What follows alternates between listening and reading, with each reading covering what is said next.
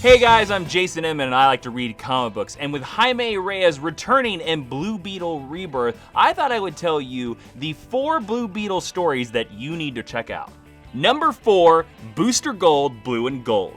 The friendship between Booster Gold and Blue Beetle is legendary. They are the best of friends who will do absolutely anything for each other. In Blue and Gold, Booster is determined to save Ted Kord's life through the power of time travel. Not only that, but every incarnation of Blue Beetle shows up to help Booster try and save Ted Kord.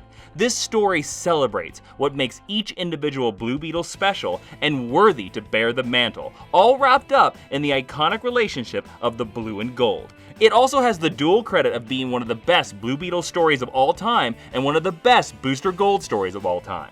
Now I know what you're saying. Jason, why did you put a Booster Gold story on this list? Well, it's pretty simple, because Ted Kord is an integral part of this story. Plus, it's the only story where Dan Garrett, Ted Kord, and Jaime Reyes team up. So if you want some Blue Beetle action, this story is gonna give it to you to the third power.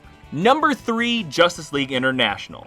You may know this team as the Bwahaha Justice League, and the JLI will definitely make you laugh when you are reading some of their adventures, but Ted Kord's Blue Beetle gets to position himself in a leadership role in the Justice League International, as well as have adventures alongside some of the greats of the DC universe. Batman, Green Lantern, and Shazam, just to name a few. The Justice League International also has the honor of being one of the funniest DC Comics publications of all time, and most of the humor is filtered through Blue Beetle, who in addition to being the brain of the operation, has jokes for days. This is the title that cemented Ted Kord's relationship to the heroes of the DC Universe, because if you don't know, he was published by a different company prior to Crisis on Infinite Earths. Now, this was also the title that introduced his relationship with Booster Gold, and it also proved his worth to the team because he got to prove himself as a scientific genius and take the team around in the Bug during their adventures, and the Bug is like the coolest car in the DC Universe. Number 2, Countdown to Infinite Crisis. This is the story that Ted Kord dies in. Not only does Ted Kord die, but he dies trying to keep Maxwell Lord from taking over the world. Blue Beetle is a traditionally humorous character who gets a moment of true heroism in the pages of Countdown to Infinite Crisis, and a move that comes to define the character to this very day.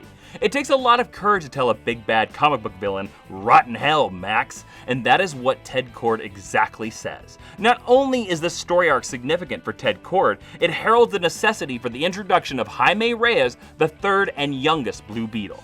I put this story on the list because Ted Kord's most defining moment is his death. That's very true. He is generally a humorous character, generally a supporting character, especially if you go back to check out some of the Birds of Prey comics, Chuck Dixon's run especially. But Ted Kord never really got to save the world until Countdown to Infinite Crisis. And in fact, it is his death that I think defines the DC Universe post-Infinite Crisis. It is his heroism that truly heralds and sets up the legacy and the adventures of Booster Gold wanting to prove himself to the world. So because of Ted Kord, a lot of heroes became heroes simply because of his sacrifice. Number 1, Blue Beetle Volume 1. The introduction of Jaime Reyes. Jaime reimagined what a Blue Beetle could be. Unlike Ted Kord, he is truly superpowered as a result of the alien scarab fused to his spine. For all intents and purposes, this is the first truly metahuman Blue Beetle of the modern era. Blue Beetle Volume 1 bucks a lot of the tropes that you think should happen in a teenage superhero origin story. Jaime values his family, and they are important players in his superhero journey because they know his secret identity.